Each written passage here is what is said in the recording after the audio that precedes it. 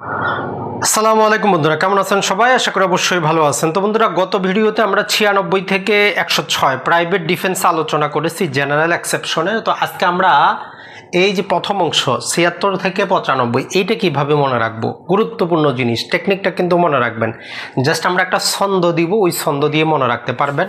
তো ছন্দটা আমরা লেখা শুরু করি, সেটা হচ্ছে যে আইনগতভাবে বাধ্য হয়ে, আইনগতভাবে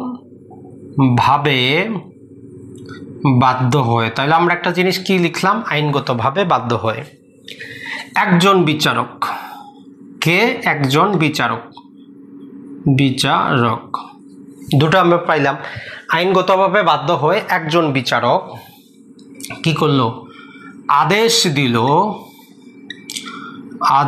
দিল যে কি আইন সঙ্গতভাবে।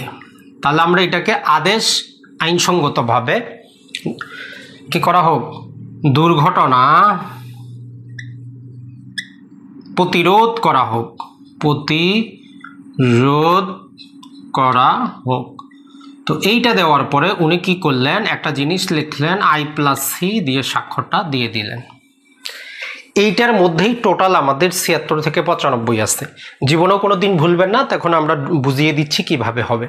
দেখেন, আইনগতভাবে বাধ্য হয়ে 76 বলতে হচ্ছে যখন আপনি বাউন্ড বাই ল হিসাবে কোনো কাজ করবেন, অথবা মিস্টেক অফ ফ্যাক্টের কারণে বাউন্ড বাই ল মনে করে কাজ করবেন, ওইটা কোনো অপরাধ না।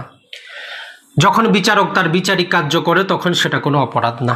77 78 বলতেছে যে বিচারকের আদেশে, আদালতের আদেশে কৃত কাজ অপরাধ না। আর এই 79 বলে জাস্টিফাইড বাই ল, আইনসঙ্গত ভেবে যদি আপনি কোনো কাজ করেন সেটা কোনো অপরাধ না। তাহলে আইনগতভাবে বাধ্য হয়ে একজন বিচারক আদেশ দিল আইনসঙ্গতভাবে দুর্ঘটনা প্রতিরোধ করা হোক। এখন আসি আমরা এইটি আমাদেরকে বলতেছে যে কি অ্যাক্সিডেন্ট, আর এইটা আমাদেরকে বলতেছে 81 হচ্ছে কি প্রিভেন্ট করা। কি প্রিভেন্ট করব? কোনো একটা ক্ষতি প্রিভেন্ট করা, অন্য একটা ক্ষতি করে।